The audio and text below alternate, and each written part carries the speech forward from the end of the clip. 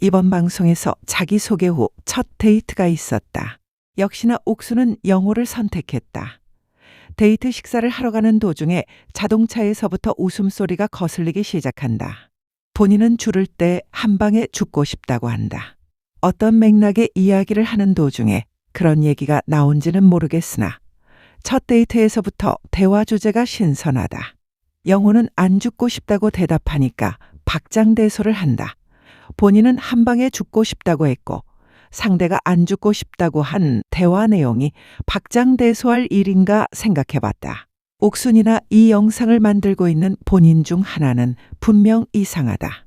그러면서 옥순은 영호가 특이하다고 하는데 내 눈에는 옥순이 더 특이하다. 특이하다는 사전적 정의를 검색해봤다.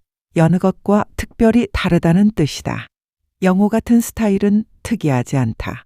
공부하느라 연애 많이 안 해본 숫기 없는 남자들 많다.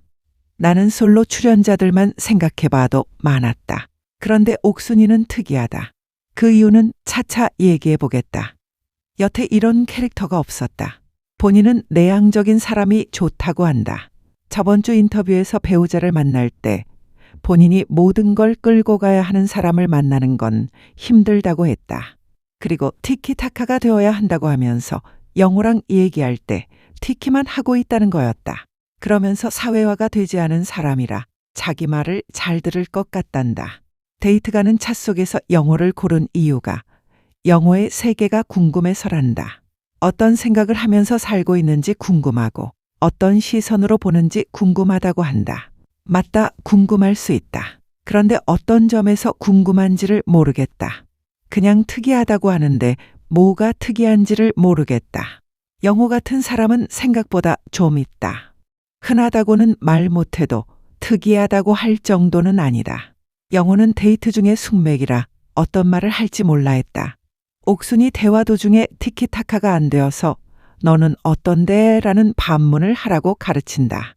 이게 맞나 싶다. 방송에 보여진 것만 봤을 땐 대화가 안 되긴 했다. 정말 옥순이 바닥끝까지 맞춰서 얘기를 이끌어가는 모습이었다. 비정상이라고는 말 못해도 자연스러운 대화의 모습은 아니었다. 영호가 마음에 드는 것은 이유가 어떻든 내가 옥순이 아니니까 받아들인다.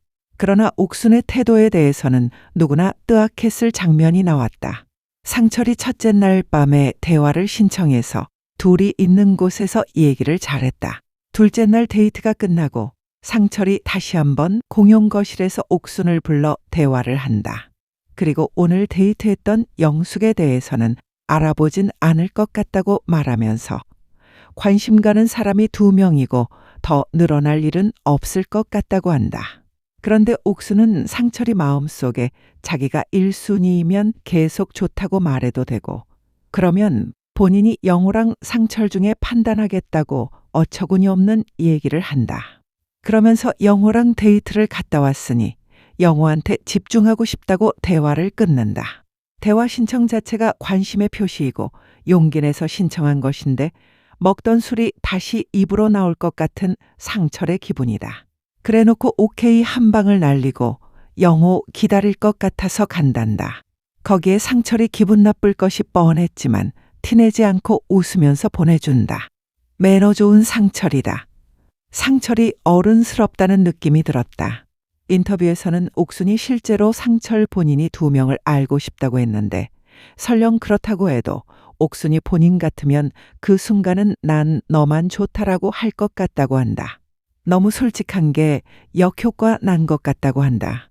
상철이 옥순이한테 옥순이만 좋다고 했다가 상철이 다른 여자들이랑 데이트 가고 대화하는 것 보면 어장친다고 거품물 사람이다. 본인이 갑의 마인드다.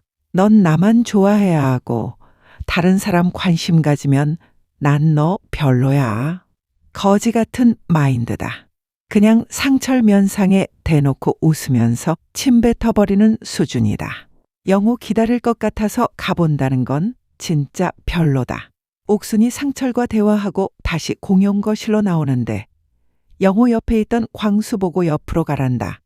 옆에서 듣던 영식이 깡패냐고 되묻는다. 난 왜 이 말이 시원하게 들렸는지. 광수는 그냥 또 순딩해서 옆으로 아무 말 안 하고 자리를 비켜준다. 들숨과 날숨 사이에 안 쉬고 웃음 섞는 것까지 뭐라고 하고 싶지 않지만 참 그렇다. 본인의 기분이 티가 나고 풀어야 하는 성격 같다. 무례하다. 이분 또한 역지사지의 마음이 결여된 사람이란 것을 느끼게 된다. 본인 기분 내키는 대로 살아가야 하는 타입이다. 그런데 영호가 옥순에게 빠져 있기 때문에 광수에게 무례하게 했던 행동도 영호 자신을 좋아하는 신호로 받아들일 뿐이겠다.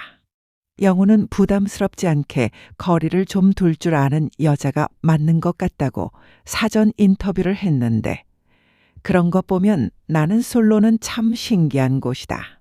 본인이 생각을 바꾸게 되는 곳인가 보다. 분명한 것은 옥순이는 나는 솔로에서 뽀뽀하고 스킨십 하는 것이 이해가 안 간다고 했는데 이제 이해가 간단다. 여기서 뭘 할 수가 없으니 빨리 나가고 싶단다.